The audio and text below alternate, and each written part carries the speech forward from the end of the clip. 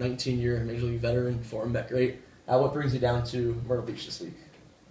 I don't know. What brings me down? My son. He's on a U14 team, the Jersey Boys. I love watching and seeing him play something that he loves. Heard about the Ripken Myrtle Beach Experience. As you know, I work with Bill, and finally we got down here. So you've been, I know your son, 14 years old, has played all over the place. What has your experience been like here at Ripken and Myrtle Beach, facility-wise, tournament-wise, just how everything's been run so far? You know what? I think first of all, it's first class all the way. We've been where we are in New Jersey. We've been to Aberdeen multiple times. So, we figured the last couple of years we've been waiting for this opportunity to make the big trip for the families to spend the money to either drive or fly in the hotels and all the bit that families have to do to come down here.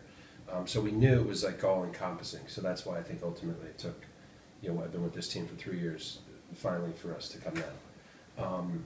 And I think what is real special about it, aside from the facility and the fields and everything about it is first class, which I absolutely wouldn't figure anything less, is that all the families are enjoying it. And not only just what's going on in Myrtle Beach, that some of the families are staying down on the beach, or the rides and all the things that Myrtle Beach has to take, but seeing the kids and the siblings that are here on the complex, just enjoying really nice facility with good baseball. Yeah. So it really is truly the family experience. The whole encompassing baseball, it's beach.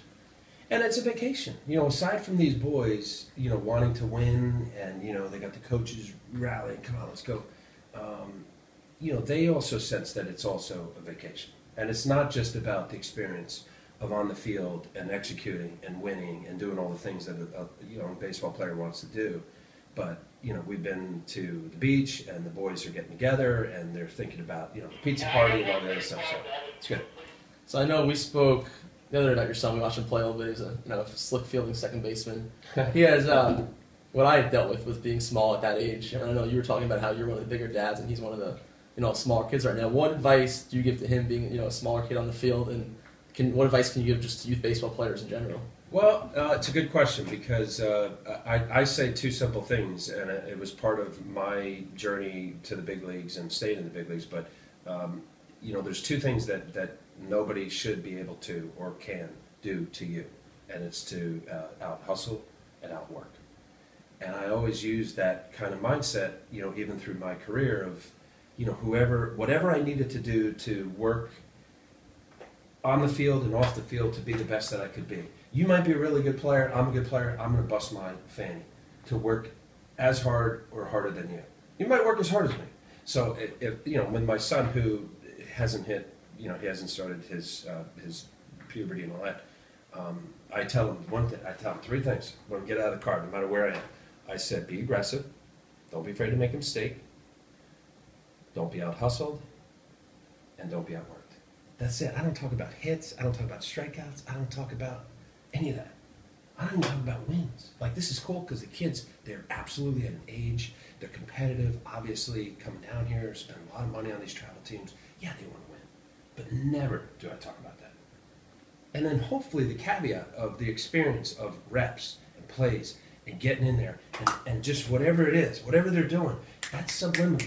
It's in your mind as baseball players. You continue to grow and get better and experience the life of something that, it's pretty cool. And I got a chance to. So those things, there's nothing about it that says you have to be 6'5", that you have to be the strongest kid or throw the hardest. Those are simple things. Be aggressive. Be aggressive. Don't be afraid to make a mistake. Don't be afraid to make a mistake. It's okay. The game is about mistakes. Don't be out hustled. Don't be outworked. Go get it. Got that? Now, to close out the interview, I know I read a story about you, high school game legend. You had 32 strikeouts in the game as a high school senior. Yes. And I know that's obviously has to be a great baseball experience for you. A big pitch count. In days of pitch counts. 32 strikeouts in 13 innings. I'm sure that's on towards the top of your baseball career. But what would you say is your best baseball moment from high school up until major leagues, till retiring? It's a good question. I've been asked that for years of the experiences I've had. For one, these the young kids that are playing baseball or any kind of youth sport, when I reminisce or when I had moments in the big league locker room with big league guys that have achieved the highest, the pinnacle of what this sport has to offer, they'll go back and talk about that high school game.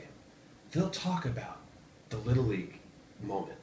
And we talk about, I remember with the Mets, sitting around one day in Port St. Lucie, it was Piazza and Ventura, and I think Todd Zeal. We weren't talking about the World Series. We weren't talking about an all-star game.